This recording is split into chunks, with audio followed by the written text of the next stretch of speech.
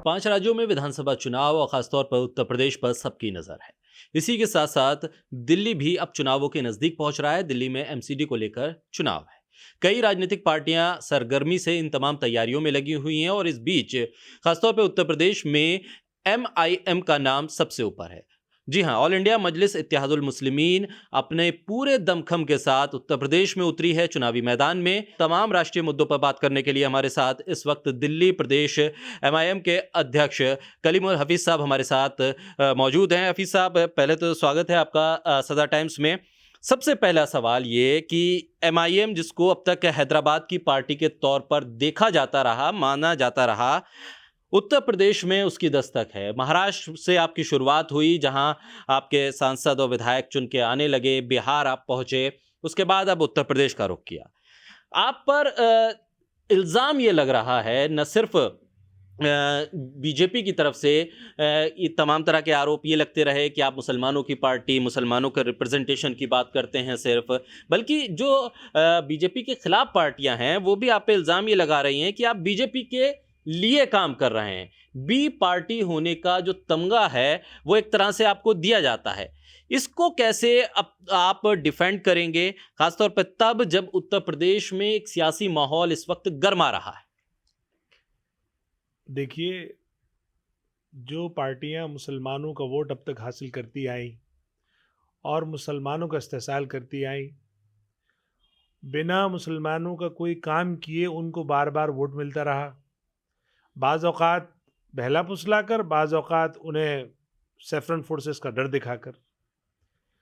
तो अब उन पार्टियों को मुसलमानों के लिए जवाब देना पड़ रहा है एमआईएम की वजह से, और मुसलमान भी अपनी क़यादत की तरफ देख रहा है। मुसलमान भी चाहता है कि जिस तरह से उसको हिंदुस्तान की जमहूरियत में उसके लिए जगह तंग कर दी गई है, तो वो चाहता है कि वो इस पूरे जमहूरी निज़ाम में अपना हिस्सा बनाए, और वो एमआईएम को अपना एक नेचुरल एक क़यादत वाली पार्टी समझता है। तब इन सब पार्टियों के पेट में दर्द है, और इन पार्टियों के पास और तो कोई जवाब नहीं है पेश करने के लिए। सिर्फ यही है कि एमआईएम किसी पार्टी का फ़ायदा पहुंचा रही है, किसी पार्टी की बी टीम है, जबकि सच्चाई ये है कि पूरे हिंदुस्तानी जमहूरी और सियासी निज़ाम में तब्दीली हो चुकी है। जो वोट या जो तबका, जो अक़लियत बड़ा तबका है, वो अपने आप को सियासी क़यादत से महरूम था, उसे अपना सियासी एक अल्टरनेट मिल चुका है। बैरिस्टर असदुद्दीन ओवैसी साहब को उसने अपना कायद मान लिया है। तो जब ये मंज़र है तो ज़ाहिर है कि जो नाम नेहाद सेकुलर पार्टियां जो अब तक मुसलमानों को वोट लेती आई, वो इस तरह का भ्रम या कन्फ्यूज़न फैला रही है। लेकिन कहा यह गया कि असदुद्दीन ओवैसी साहब अपने शोला बयानों से, अपनी तकरीरों के ज़रिए माहौल तो बनाते हैं, लेकिन उस माहौल के नतीजे में असर ये होता है कि जो दूसरा तबका है, जो दूसरी जमातें हैं, वो उस मुद्दे को ग्रैब करके पोलराइज करने की कोशिश करती हैं। जो ये शोला बयानी है, इससे फ़ायदा होने की जगह सियासी तौर पे नुकसान हो जाता है। देखिए, मैं आपको करेक्ट कर दूं, एक तो असद साहब कभी शोला बयानी नहीं करते। पूरे हिंदुस्तानी जमहूरियत का वाहिद लीडर है जो मुदल्लिल बात करता है, जो हमेशा दलीलों से बात अपनी रखता है, और बाज़ औक़ात दुश्मन भी उनकी दलीलों का कायल हो जाता है और ये कहता है कि हाँ साहब, असद साहब जो बात कह रहे हैं वो बिल्कुल सही कहते हैं। दूसरी बात, पोलराइजेशन होने के से जो नुकसान होता था अब तक सेकुलर फोर्सेस को, उनको और फ़ायदा हो रहा है। मैं मिसाल देता हूँ आपको कि उत्तर प्रदेश में अब तक क्या होता था कि भारतीय जनता पार्टी या उसके जो सहयोगी दल हैं वो एक ऐसा माहौल बनाते थे कि वो जो तथाकथित सेकुलर पार्टीज़ हैं, चाहे कांग्रेस हो, समाजवादी पार्टी हो या बीएसपी हो, उसको वो इतना इस तरह का गोल मतलब जवाब देने पर मजबूर करते थे, उसे हिंदू मुस्लिम में कन्वर्ट करते थे। ये तीनों पार्टियां चूंकि मुसलमानों से कोई मोहब्बत नहीं है, तो ये उसका जवाब नहीं दे पाती थी, और वो जो उनका जो फेंका हुआ जो पासा था वो हमेशा सर रहता था।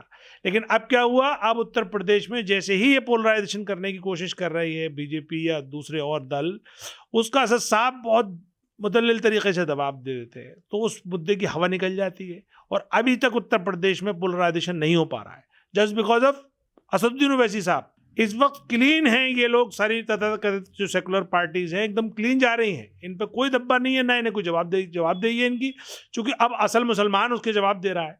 वरना पिछली बार अगर आपने देखा होगा कि शमशान और कब्रिस्तान सिर्फ एक नाम मोदी ने ले दिया था, उसी पे ये पार्टियां घिर गई थी। अब तो वो जितना भी नाम ले लें बीजेपी वाले या योगी या मोदी, उसका असद साहब के पास जवाब है, बाकायदा पूरी रिपोर्ट शाये की है। और सरकारी आंकड़ों के साथ असद साहब ने 7 जनवरी को लखनऊ में एक रिपोर्ट शाये की जिसमें पूरी आदाद शुमार बताए कि मुसलमान आखिर 20% आबादी में हैं, लेकिन रोज़गार में 5% भी नहीं है। खेती के मामले में, इंडस्ट्री के मामले में और एम्प्लॉयमेंट के मामले में, एजुकेशन के मामले में अपनी आबादी से 1/4 है। हाँ, जेलों में अपनी आबादी से ज़्यादा है। जहाँ मजदूरों का पलायन है उसमें अगर है तो उसकी आबादी 20%, लेकिन जो मजदूर उत्तर प्रदेश से बाहर हिंदुस्तान के दूसरे हिस्सों में मजदूरी करने जाता है उसमें 51% है। तो जब ये आंकड़े सरकारी रिपोर्ट के मुताबिक जब पेश किए हैं तब इन सारी सरकारों की आंखें खुली हैं। और जाहिर है कि जिन सरकारों ने ज़्यादा देर हुकूमत की है उसमें समाजवादी भी है, बहुजन समाज भी है और ज़्यादा बड़ा हिस्सा कांग्रेस का है। ये तीनों बैकफुट पे चली गई हैं। अब इनको जवाब नहीं बन रहा है कि आखिर क्या जवाब दें कि मुसलमानों का इतना बुरा हाल हमने कैसे किया और क्यों किया, जबकि वोट ये लोग लेते रहे। तो अब जहाँ तक पोलराइजेशन का इशू है, पोलराइजेशन को डिफ्यूज़ किया है असद साहब ने, और जो अब तक शोला बयानी होती रही उसको भी डिफ्यूज़ किया है अपने तर्कों से, अपनी दलीलों से। लेकिन किस तरह से आप उत्तर प्रदेश के चुनाव को देखेंगे? आप 100 सीटों का एक हदफ लेके चल रहे हैं कि उस पे आप उम्मीदवार उतारेंगे। आपने पहले संगठन बनाने की कोशिश की, एक आपने गठबंधन बनाने की कोशिश की, लेकिन गठबंधन से साथी आपके छिटक के चले गए। अब एक और नया गठबंधन आप तैयार कर रहे हैं कि दरअसल ये आपके साथी, आप जिसके साथ चुनाव में जाने की कोशिश करते हैं, वो आपसे छिटक क्यों जाते हैं? फिर एक नया संगठन, अगर आप एक गठबंधन आप तैयार कर रहे हैं, वो किस हद तक मजबूत रहेगा? क्योंकि आप कहते हैं कि हम एक दलित मुख्यमंत्री भी देंगे और 2 मुख्यमंत्री भी दे देंगे, उप मुख्यमंत्री भी देंगे। इस तरह की क्या ये बातें लॉजिकल नज़र आएंगी ज़मीन पर?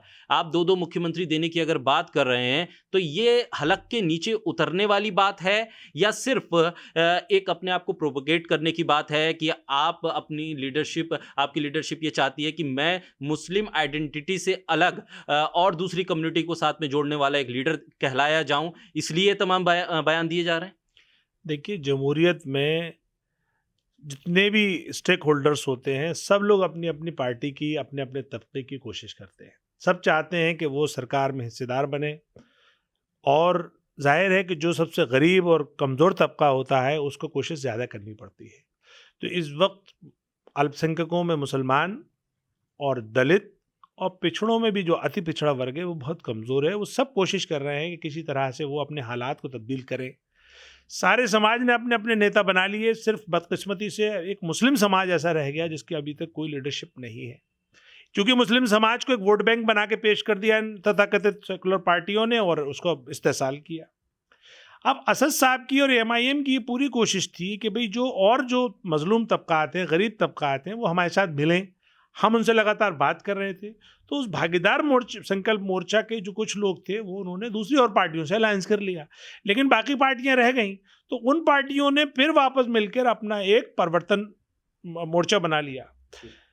अब उस परिवर्तन मोर्चे में भी बहुत ही जिम्मेदार आदमी, दलितों के बड़े नेता हैं मेश्राम जी, पावन मेश्राम जी। दूसरा, पिछड़ों के बहुत बड़े नेता हैं बाबूल सिंह कुशवाहा साहब, और 3 पार्टियां हैं जो पिछड़े और दलित हैं। उनके साथ हमने अपना एक संगठन, अपना एक मोर्चा बनाया है। और जाहिर है कि हमें संविधान भी और मौका भी इस बात की इजाज़त देता है कि हम भी अपने तबके की लीडरशिप की बात करें। अगर हम आज से शुरुआत करेंगे तो ठीक है, इस मरतबा हमें कितनी कामयाबी मिलेगी ये तो वक्त बताएगा। और हमने पूरी 403 सीटों पर लड़ने का इरादा भी जाहिर किया है। तो अगर हम 403 सीटें लड़ते हैं और हमारा पूरा मोर्चा लड़ता है और हमें आवाम की सपोर्ट मिलती है, तब हमने ये बात कही है कि हम इसमें 2.5 साल दलित मुख्यमंत्री देंगे, 2.5 साल पिछड़ा मुख्यमंत्री देंगे, और उसमें 3 उप मुख्यमंत्री रहेंगे, और 3 उप मुख्यमंत्री में 1 उप मुख्यमंत्री मुसलमान भी रहेगा। तो आप मुझे ये बताइए कि जो मुसलमानों को वोट लेती हैं पार्टियां, जो बाकायदा एन ब्लॉक उनको वोट करता आया मुसलमान, उन्होंने क्यों नहीं मुसलमान को कोई रिप्रेजेंटेशन देने की बात की? उन्होंने तो नहीं कहा कि हम उप मुख्यमंत्री बनाएंगे। आज भी अपनी ज़बान पे मुस्लिम लफ्ज़ तक लाना नहीं पसंद करते। दूसरा, सितम ज़रीफ़ी देखिए कि मुजफ्फरनगर में 42% मुसलमान है, सपा ने टिकट तक मुसलमान को नहीं दिया है। इसी तरीके से और दूसरे डिस्ट्रिक्ट्स हैं, बदायूं है, मुरादाबाद है, वहाँ पे आबादी के तनासब से बहुत कम टिकट दिए हैं। जब बहुत कम टिकट दिए तो जीतेंगे कितने, और जीतेंगे तो वो रिप्रेजेंटेशन क्या करेंगे? तो सवाल ये है, ये सारी पार्टियाँ मुसलमानों को जो इस हाल में पहुंचाया है इसकी जिम्मेदार हैं। अब इस हाल से अगर हमें ऊपर आना है तो हमारे पास एक ही ऑप्शन है कि अपनी क़यादत अपने समाज से हम डेवलप करें, अपने मुद्दों को बाकायदा जो एक हिंदुस्तानी जो लोकतंत्र में हमें इजाज़त है, संविधान हमें इजाज़त देता है, उस प्लेटफॉर्म पे उठाएं, अपनी लीडरशिप को बाकायदा चुनाव में लाएं, उसे जिताएं, जिता के ऐवानों में पहुंचाएं, ऐवानों में पहुंचा के अपने मसाइल उठाएं और उन मसाइल का हल लेकर आकर अपने समाज में बेहतरी लाएं। तो ये जो पूरा प्रोसेस है, इस प्रोसेस में ये सब कुछ होता है। इसमें मोर्चे भी बनते हैं, इसमें क्लेम भी होता है। जाहिर बात है सब लोग अपनी अपनी जीत का दावा कर रहे हैं, सब लोग जीतना चाहते हैं, तो एक दूसरे को वो डाउन भी करना चाहते हैं। तो मजलिस सबकी आंखों में खटक रही है, जबकि दूसरी तरफ आम आदमी पार्टी 403 सीटों पर लड़ेगी, वो किसी को नुकसान और फायदा नहीं पहुंचा रही। कांग्रेस 403 सीटों पर लड़ेगी, वो किसी को नुकसान फायदा नहीं पहुंचा रही। इसी तरीके से बीएसपी किसी को नुकसान फायदा नहीं पहुंचा रही। लेकिन अगर मजलिस का कोई कैंडिडेट लड़ रहा है, जो पहले हमने 100 का डिक्लेयर किया था, मोर्चे ने पूरा 403 का डिक्लेयर कर दिया, उससे उन्हें तकलीफ हो रही है। तो मैं सिर्फ इतना ही कहूँगा कि ये उनकी तकलीफ वाजिब है, चूँकि उनको फ्री में वोट मिल रहा था। लेकिन मेरा आपके चैनल के थ्रू ये अपील है पब्लिक से, ख़ासतौर से मुसलमानों से ये अपील है कि देखिए, गंगा में पानी बहुत बह गया, बहुत वक्त गुजर गया, आपके तमाम मसाइल को नज़रअंदाज किया गया। आपके नौजवान में बेरोज़गारों की शरह और आम हिंदुस्तानी की शरह से ज़्यादा है। बेरोज़गारी में आप सबसे पीछे हैं। एजुकेशन का तो हाल ये है कि आम हिंदुस्तानी या आम उत्तर प्रदेश का जो शहरी है वो 34% जाहिल है, तो आप 41% जाहिल हैं। आम जो उत्तर प्रदेश का रहने वाला है वो 8% ग्रेजुएट है, तो आप 4% ग्रेजुएट हैं। पोस्ट ग्रेजुएट आप सिर्फ 2% है उसके 4% के मुकाबले। आपकी सरकारी नौकरियों में जो हिस्सेदारी है वो 3 से 5% के बीच में भी है, वो भी क्लास ए और बी में तो आप 3 भी नहीं है। इसी तरीके से आपकी एग्रीकल्चर में आपकी हिस्सेदारी नहीं है, आपकी और किसी शोबे में हिस्सेदारी नहीं है, सिर्फ हिस्सेदारी है तो आपकी जेलों में ज़्यादा है, और उसके अलावा अस्पतालों में, बीमारों में आपकी हिस्सेदारी ज़्यादा है। नौजवान इस जो रोज़गार के लिए धर धर भटक रहा है उसमें आपकी हिस्सेदारी ज़्यादा है। अब ये मौका है, दस्तूर भी है और महल भी है कि आपके पास एक मर्द मुजाहिद बैरिस्टर असदुद्दीन ओवैसी साहब जैसा और एक्स्ट्रा ऑर्डिनरी लीडर आया है, वो आपको नेता बनाने आया है। लिहाजा अब आपकी जिम्मेदारी है कि इस चुनाव का फ़ायदा उठाएं और अपनी लीडरशिप को डेवलप करें। लेकिन हफीज साहब, मुसलमानों की रिप्रेजेंटेशन की बात आप कर रहे हैं, लेकिन आप पर इल्ज़ाम, आपकी पार्टी पर ख़ासतौर पर इस बात को लेकर जो सेकुलर फोर्सेस हैं वो ये लगाती रही हैं कि आप उत्तर प्रदेश में अब तो मुस्लिम लीडरशिप की बात कर रहे हैं, उसका हवाला दे रहे हैं और कह रहे हैं कि क़यादत मजबूत हो। लेकिन सीए एनआरसी का प्रोटेस्ट, उस दौरान आप कहाँ थे? असदुद्दीन ओवैसी कहाँ थे? लखनऊ में प्रोटेस्ट हुआ, शाहीन बाग में प्रोटेस्ट हुआ, गोलियां चली, लोग मारे गए। कितने लोगों की पुरसी करने के लिए आपकी लीडरशिप पहुंची लखनऊ में, या दिल्ली के कितने इलाकों में आप लोग गए हैं या आपकी लीडरशिप गई है?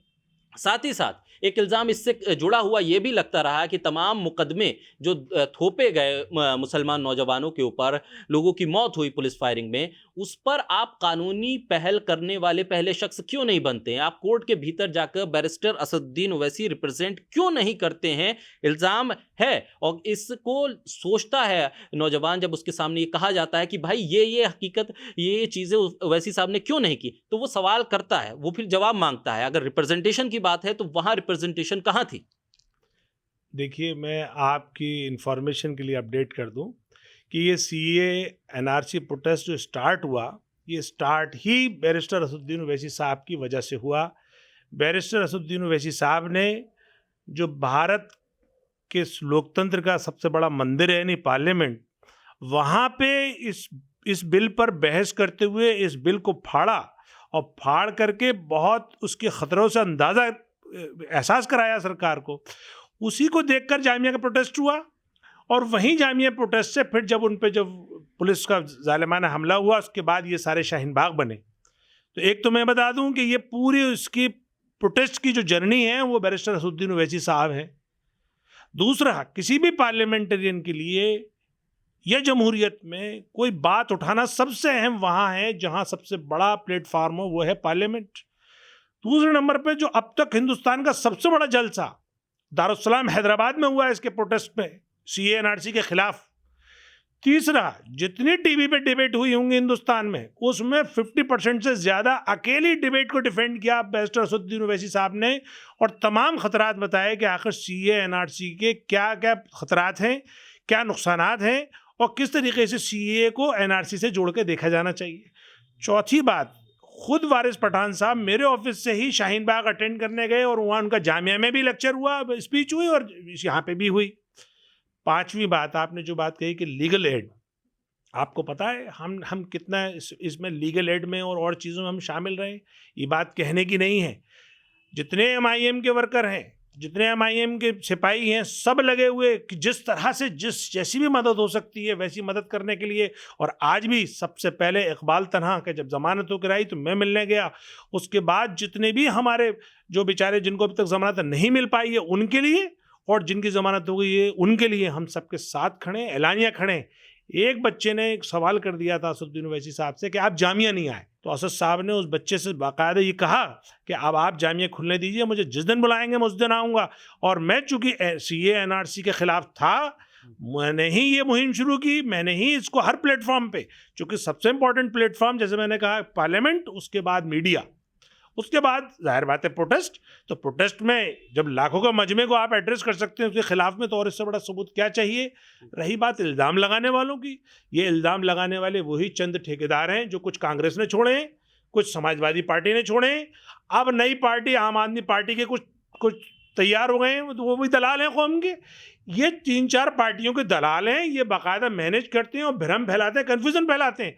अभी मुलायम सिंह की फोटो एक उसके साथ थी, मोहन भागवत के साथ, उस फोटो को समाजवादी वालों ने एडिट करके मुलायम सिंह जी की फोटो की जगह असद साहब की फोटो लगा दी और उसे वायरल करा दिया। कई जिम्मेदार लोगों ने मुझे भेजा, मैंने कहा भाई मैं तो आपको समझदार आदमी समझता था, आप ऐसी अहमकाना बात क्यों कर रहे हैं। पता ही चला जिसने एडिट की थी उसको गिरफ्तार किया फिर पुलिस ने।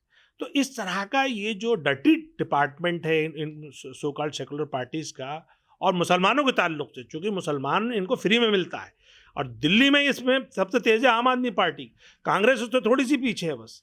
तो इसलिए ऐसे इल्ज़ामों की परवाह नहीं करनी चाहिए। और मैं तो सिर्फ फिर भी यही कहूँगा कि ये बेहतरीन मौका है, चूँकि सारी पार्टियों ने आज हमारा इतना बुरा हाल कर दिया, हमारी सारी जगह तंग कर दी, अब हमें अपने आप को उठ खड़े होने का मौका है। एक मर्द मुजाहिद आपको आवाज़ दे रहा है, आइए और लब्बैक कहिए, और सब मिलके सियासी तौर पर मुत्तहद हो जाइए, एक ताकत बनिए, अपने मसाइल को हल करिए, अपने इलाके को सॉल्व करिए, अपने मुल्क की खिदमत करिए। ठीक है, मैं धीरे धीरे करके उन सवालों की तरफ आऊँगा कि जिसमें आपका रोड मैप भी पता चले, लेकिन उससे पहले कुछ वो सवाल हैं जो गर्दिश करते हैं और जो कहीं ना कहीं, जिसका आपने जिक्र किया, सोशल मीडिया के ज़रिए कुछ चीज़ें उठती हैं, उसका जवाब देना भी बेहद ज़्यादा ज़रूरी हो जाता है। हैदराबाद की पार्टी के तौर पर आपको देखा गया, ये कहा गया कि हैदराबाद से ये पार्टी आई है, आप उत्तर प्रदेश में रिप्रेजेंटेशन की बात कर रहे हैं, आप बिहार में पहुंचते हैं, कुछ विधायक वहां आपके जीतते हैं, लेकिन आपसे ये सवाल करते हैं लोग कि आप आंध्र प्रदेश या तेलंगाना में अपनी लीडरशिप क्यों नहीं खड़ी कर। आप सिर्फ हैदराबाद सिटी के अतराफ के जो कोई इलाके हैं वहाँ से 7-8 विधायक आपके चुन के आते हैं, बाकी इलाके वहाँ आपकी लीडरशिप को क्यों कबूलियत नहीं मिल रही है। ये सवाल इसलिए लाजमी हो जाता है क्योंकि जब आप एक्सपेंड करते हैं, आप उत्तर प्रदेश की तरफ जाते हैं, आप बिहार की तरफ जाते हैं, तो लोग ये पूछेंगे कि आपका जो घर है वहाँ लीडरशिप की सिर्फ एक सिटी तक महदूद क्यों है। ये सवाल का जवाब मैं आपसे इसलिए ले रहा हूँ क्योंकि आने वाले वक्त में लोकसभा का चुनाव आ रहा है, तब आपका एक्सपेंशन और ज़्यादा होगा, तब ये सवाल ज़रूर गर्दिश करेगा कि पूरे तेलंगाना से सिर्फ एक सांसद चुन के क्यों आता है। देखिए, आपको मैं पहले तो बता दूं डेमोग्राफी, तेलंगाना की आबादी 3.5 करोड़ है, 12% मुसलमान है, टोटल 40 लाख मुसलमान हैं। 40 लाख मुसलमान पे 8 एमएलए वो जिता के लाते हैं, और इस कदर उनका वहाँ पे सियासी एक इम्पैक्ट है कि जब उनके खिलाफ लड़ती थी टीआरएस, तो टीआरएस ने उप मुख्यमंत्री भी मुसलमान बनाया था तेलंगाना का पहला, और गृह मंत्री भी मुसलमान बनाया था। आज भी गृह मंत्री वो मुसलमान है, टीआरएस का अपना। मजलिस को छोड़ दीजिए, मजलिस से तो अब उनका मतलब अच्छा रिलेशन है। तो 40 लाख मुसलमान पे 8 एमएलए हैं। उत्तर प्रदेश की आबादी 25 करोड़ है, 20% मुसलमान है, कितना हुआ 5 करोड़। अगर 40 लाख पे 8 एमएलए हैं तो 5 करोड़ पे कितने होने चाहिए एमएलए, आप बताइए। 100 एमएलए होने चाहिए। अगर 40 लाख पे 8 हैं तो 4 करोड़ पे 80, और जो बचा 1 करोड़ उस पे 20, यानी कि 100 एमएलए होने चाहिए। तो कौन सी गलत बात की गई उसकी। आप हमें हमारी आबादी के हिसाब से ही हमारा जो रिप्रेजेंटेशन दे दीजिए, वही हम उत्तर प्रदेश में मांग रहे हैं। रही बात बाहर जाने की, अरविंद केजरीवाल ने यहाँ से शुरू किया था एक एंटी करप्शन मूवमेंट। जाहिर बात है आरएसएस सपोर्टेड थे वो, आरएसएस की एक तरह से नाजायज औलाद हैं, और आरएसएस को फिर उन्होंने डिच कर दिया और अपनी एक पार्टी बना ली। वो जाते हैं उत्तर प्रदेश में, वो जाते हैं पंजाब में, वो जाते हैं गुजरात में, वो जाते हैं गोवा में, तो कोई नहीं पूछ रहा उनसे भी आप वहाँ क्यों जा रहे हैं साहब। किसी ने सवाल किया अरविंद केजरीवाल से, आपने कभी सुना कि भाई आप दिल्ली के रहने वाले हैं, आप उत्तर प्रदेश की 403 सीटों से क्यों लड़ रहे हैं?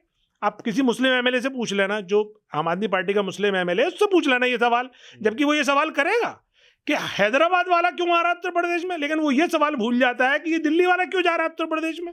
उत्तराखंड भी लड़ रहा है, वो पंजाब भी लड़ रहा है, गुजरात भी लड़ रहा है, और वो गोवा भी लड़ रहा है। तो ये डबल स्टैंडर्ड जो है, बेसिकली हमारी पूरी की पूरी कौम जो है ना, एक ऐसे बैकवर्डनेस के सिंड्रोम में चली गई है। खासतौर से इसके जो दूसरी पार्टियों के दलाल हैं, इन्होंने इसको बिल्कुल बुज़दिल वाली दहलीज पे ले जाकर खड़ा कर दिया है।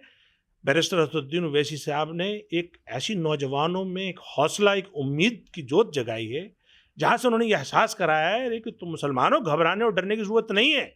हालात कितने भी तंग हों, अभी संविधान भी जिंदा है, यहाँ का लोकतंत्र भी जिंदा है, और इस सिस्टम में तुम्हें अपनी हिस्सेदारी की डिमांड करनी चाहिए। जब तेलंगाना में 8 एमएलए आके और वो अपनी हुकूमत पर अपना असर ला सकते हैं, अपने समाज को अच्छा कर सकते हैं, तालीम में, सेहत में, रोजगार में दूसरे समाज के बराबर आ सकते हैं, तो आखिर उत्तर प्रदेश का मुसलमान क्यों नहीं, दिल्ली का मुसलमान क्यों नहीं।